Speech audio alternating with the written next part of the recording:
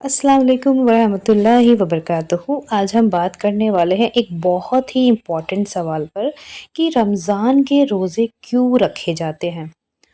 तो क्या सिर्फ भूखा और प्यासा रहना ही रोज़ा है या फिर इसके पीछे कोई गहरा मकसद है? आइए आज इस बात को सिंपल तरीके से समझते हैं। रमज़ान इस्लाम का सबसे मुक़द्दस महीना माना जाता है। इसी महीने में कुरान नाजिल हुई थी। अल्लाह ताला ने इस महीने को रहमत, बरकत और मग़फ़िरत का महीना बनाया है। इस महीने में नेकियों का सवाब कई गुना बढ़ा दिया जाता है। रोज़ा इस्लाम के 5 अरकान यानी कि पिलर्स में से एक है, इसलिए हर बालिग मुसलमान पर रोज़ा फ़र्ज़ है। रोज़े का असल मकसद क्या है? अल्लाह ताला ने कुरान में फरमाया है ताकि तुम परहेज़गार बन जाओ। यानी कि रोज़ा का सबसे बड़ा मकसद है तकवा, अल्लाह का डर और उसकी याद हर वक्त दिल में जिंदा रखना।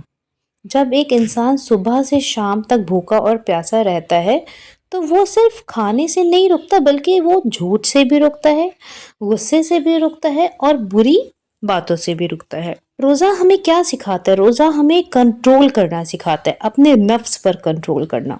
और रोज़ा हमें शुक्र गुजार बनाना भी सिखाता है।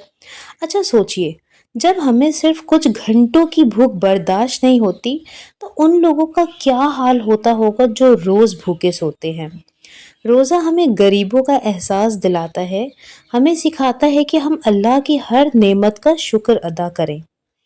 पानी की एक सिप भी उस वक्त कितनी कीमती लगती है, यह हमें रमज़ान में समझ आ जाता है। रोज़ा सिर्फ पेट का नहीं होता, रोज़ा सिर्फ खाने पीने का नाम नहीं है। अब रोज़ा आपकी आँखों का भी है। रोज़ा जिससे हम कोई भी बुरी चीज़ ना देखें। रोज़ा ज़ुबान का है, जिससे हम झूठ, गीबत और बुरा बोलना छोड़ दें। और रोज़ा कान का रोज़ा भी होता है ताकि हम बुरी बात ना सुन सकें किसी की भी।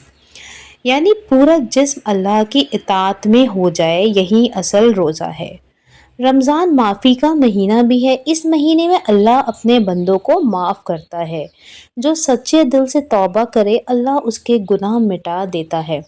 ये महीना अपने आप को बदलने का मौका है, अपनी आदतों को सुधारने का वक्त है। इसलिए कसरत से आप लोग अल्लाह से दुआ मांगा करिए। रोज़े का अज़र कितना है? रोज़े का अज़र सिर्फ अल्लाह ही जानता है।